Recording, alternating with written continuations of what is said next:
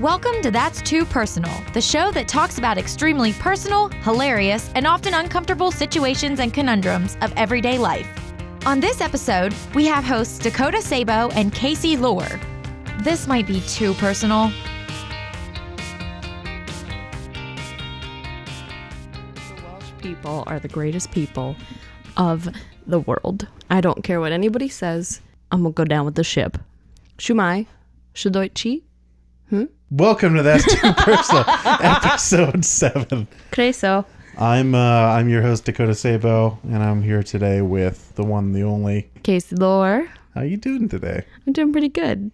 We just watched some Wallace and Gromit motherfucker talk about his giant... Wales is underrated. It is. One of my favorite shows of all time, Gavin and Stacey. Half takes place in Wales. Did you see that they're going to do the Christmas reunion for that? Are you fucking serious? Yeah, they're in the middle of it right now. That's some of the best news I've ever heard. Yup.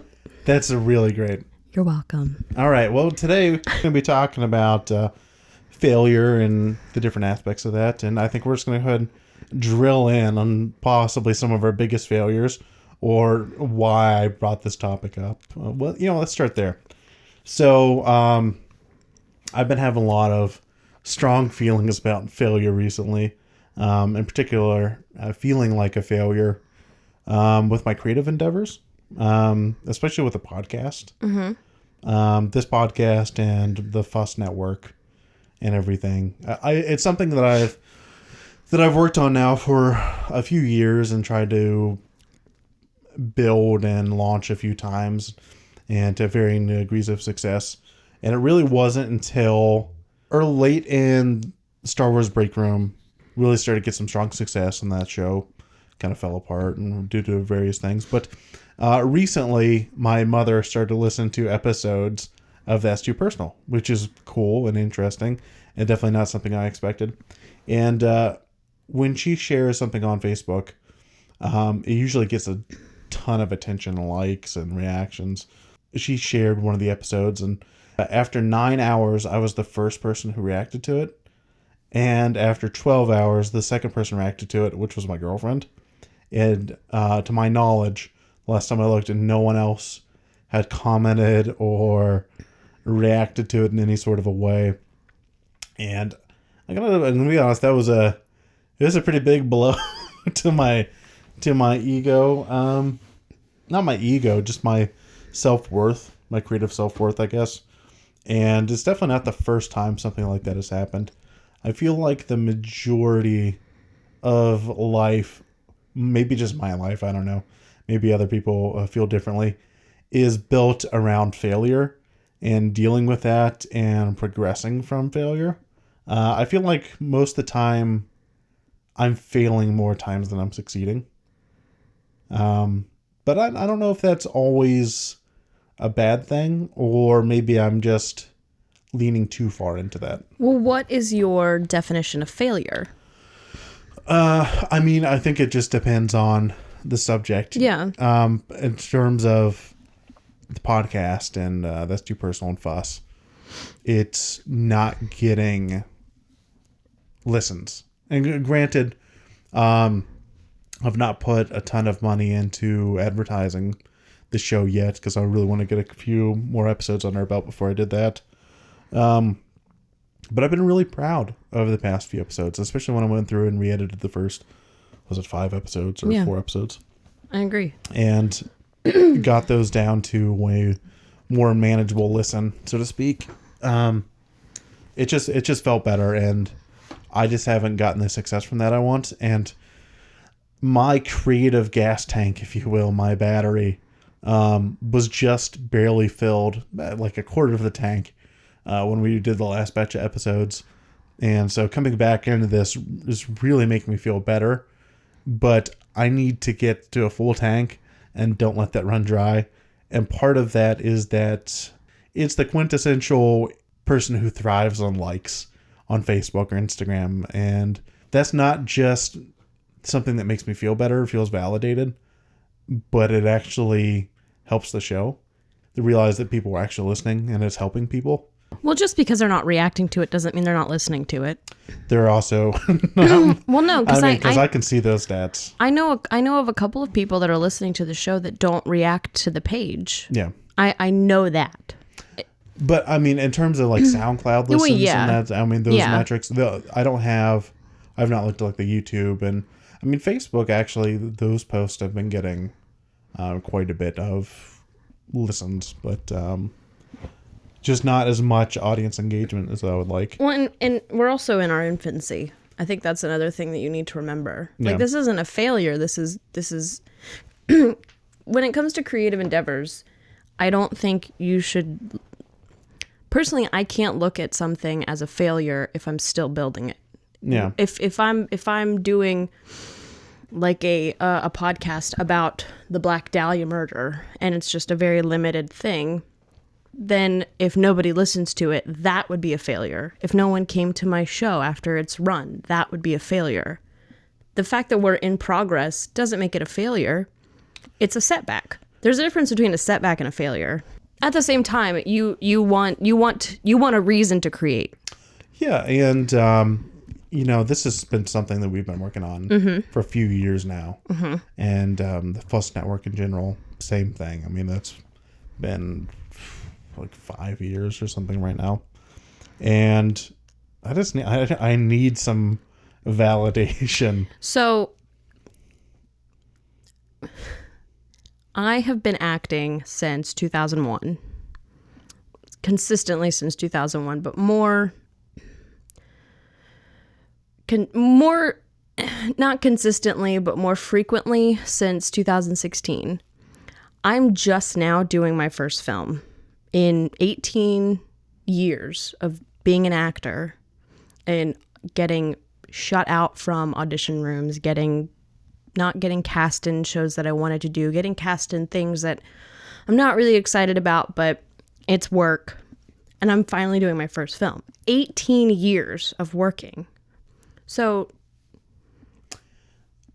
have you, I'm curious because I think part of failure is getting back up. correct. Perseverance is definitely a thing. I don't think I'm crazy. Like, I don't think my product of Fuss and That's Too Personal is bad. I really don't. I think it's really good, and I don't think I'm fooling myself into that. I definitely think got to find the audience a little bit. When you do a bunch of different creative things and just trying to find what sticks and what you really like, this is all an expression of myself in different parts of my life. Yeah. And trying to find just something that works, and then to get up after every setback or failure. That takes a lot out of a person. Sometimes it's hard. Sometimes you don't want to get up, and sometimes you don't get up immediately. And that's okay. That's perfectly fine to sit down for a minute and take a rest and take a break. Because when something fails, it hurts. Whether that's a relationship, whether that's work, whether that's family, if it fails, that's a pain. So it's okay to sit down, but if you stay down, that's the problem. That's where you yourself fail yourself. I think whether, if you're failing at your relationships or being a mentor or, your creative endeavors, I just think you have to use that and get better. Try to better yourself in whatever aspect of life you're struggling with, and you just have to get back up. You also need to know when it's okay to get help. If you're failing at something, like if it's a work endeavor or a creative endeavor and something is just not clicking, it's okay to ask for help. Even in relationships, if you're having a problem, you have to ask for help. If you're failing at something, it's okay to ask. Yeah, and specifically with the relationships, talk to the other person. Yeah, absolutely. Yeah, I mean that's that's part of it. You can't always solve something by yourself. No. And someone else might bring a new idea to the table or just a new approach. And in life, it's not always about you being the one that solved the problem. It's just solving the problem. When do you throw in the towel on something? Can you think of anything in your life where you thought, what, this isn't working. This isn't worth it. It's just getting to a point where I feel like I've really exhausted all of my options. Yeah, I was working a job in construction, and I do love that. That really, like, construction is my other favorite love besides acting, which is a little weird because when I say that, people are like, what? That doesn't make any sense. Why do you like to build things on top of build characters? It's all building. It's right there. It's just building. It's creating. I was being micromanaged by the two owners to the point of just sheer exhaustion. I was running things by myself. I reached out for help from various departments. I reached out for help from my manager. I even reached out to the owners, and nothing was changing. And it was to the point that I was starting to contemplate suicide instead of going to work. Like, I would drive from my home to the office and think, you know what? I could just like turn the wheel real hard and go right into this bridge wall. And either I would be in the hospital for a little bit, not have to be there, or I would be dead, which would make it so much easier. And that is the point that I went, you know what? This is a failure that I don't need to deal with. Like, this is something that I have to get out of. If I look at it as a failure, that's fine. But you know what? I'm alive and I don't have to deal with it anymore. And if they fail as a company because of how they're treating people, that's perfectly fine. The world is probably better off. I think if you are doing things and you're reaching out to people and nothing is changing, that is when it's okay to throw in the towel. I was doing a play at the same time, and the negative energy from that job was feeding into this thing that I love. And that was really another sign that it needed to... Yeah, when it starts affecting other parts of your life so heavily. Things that are supposed to be making me happy. Yeah. Okay, so this is something we can I want to move into is jealousy and creative competition, or just competition in general. Mm-hmm. You know, there's a lot in when you're the underdog, so to speak, and I think everyone's the underdog until they succeed. I mean, what even is the underdog? Do underdogs actually exist, or are they people that we're not paying attention to? Is that what you would consider an underdog? I guess being an underdog, there has to be a disparity of power. So with the podcast and different things, whenever I see there are a few different people in our area who make podcasts or make content that I would like to be making, and I don't really consider myself a competitive person in most aspects of my life. I really don't. I'm not a sports person. Never really cared about competition. In fact, the closest I've ever come to anything sports in my life is in my 5th grade yearbook. I was named most sportsmanlike, which is hysterical to me. And everyone I tell it to, it's great. But whenever I see these people, and I'm sure they're fantastic, I'm sure their shows are great, and they're just, doing their own thing. But whenever I see somebody posting like videos that they're making or a podcast of theirs that's doing really well, it's not even about me succeeding sometimes. It's just, I just want them to fail. Obviously, that's not always a healthy thing. There are several people in my life where they are doing something very similar to them, and they're my friends, and I support them, and I think it's great. And, I think it should be like, oh, let's all work together, get up there. But occasionally I'll just see somebody and it'll just get me really upset. I would be angry that I'm not where I want to be because I've had so many setbacks and they've been doing it for a shorter amount of time. And that's just frustrating. Success finds people at different times. I used to think like that, and I will admit that I still have that thought in regards to something going on in my life, theater world-wise. But I can't think like that anymore. I've changed that thought. This world and our society as Americans has gotten so dark that we need entertainment and creativity. And yeah, there may be people that are a bit farther ahead of us. There are people that are behind us. But we all need to be creating. We need to have that in the world. We need to have some light in this world, whether that's a podcast about being personal or a podcast about other stuff. You need to have an outlet for satisfaction. Correct. Yeah.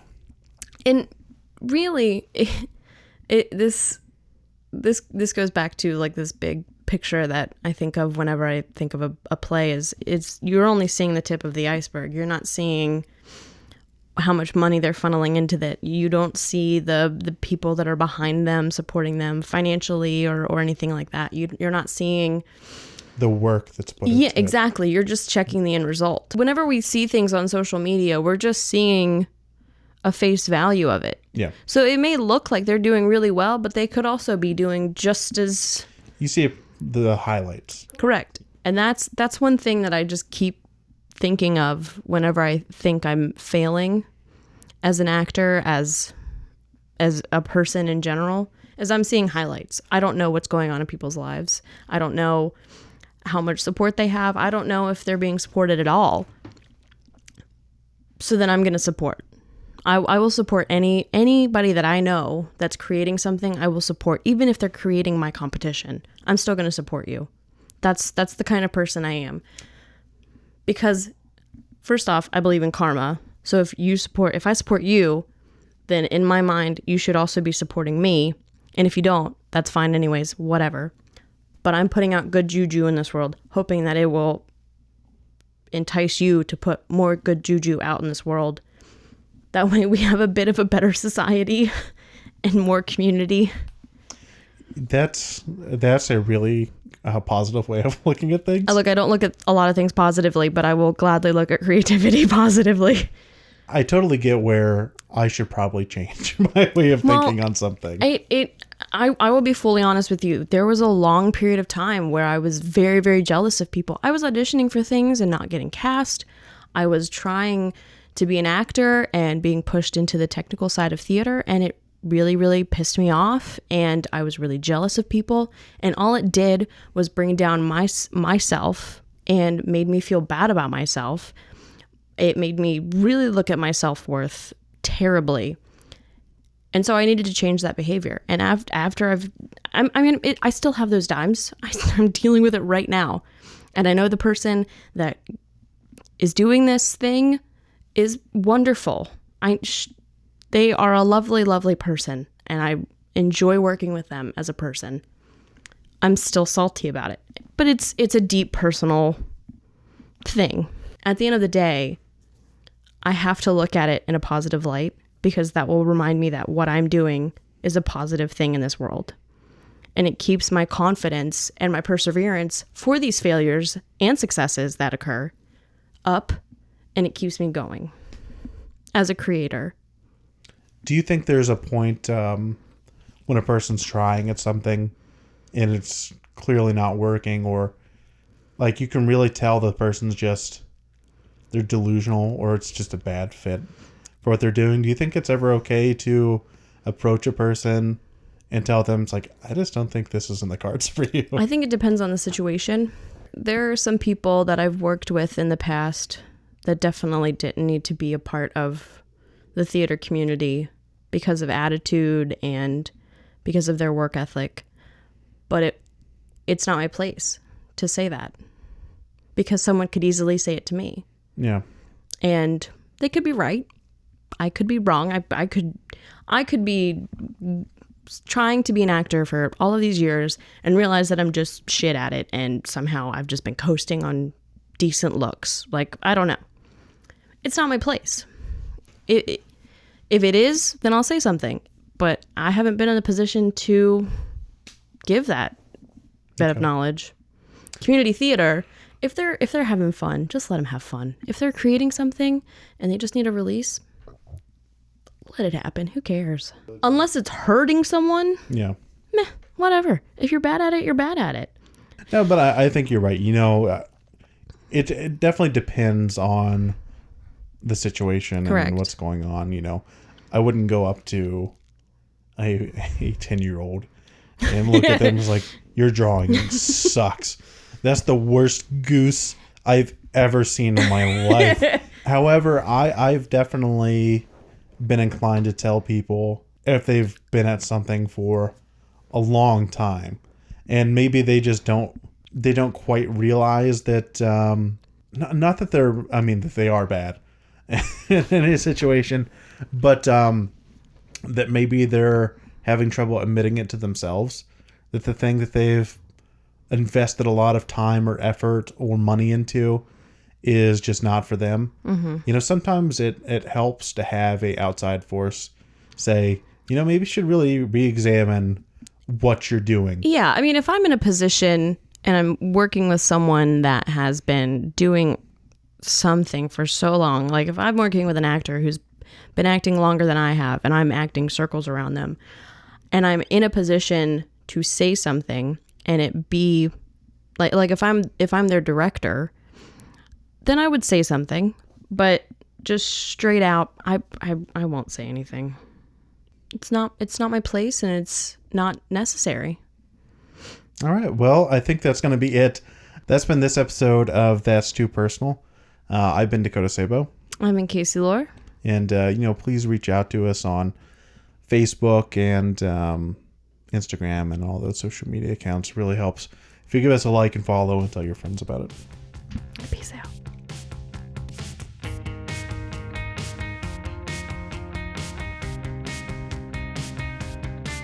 This has been an episode of That's Too Personal. For more That's Too Personal, visit fuss.com.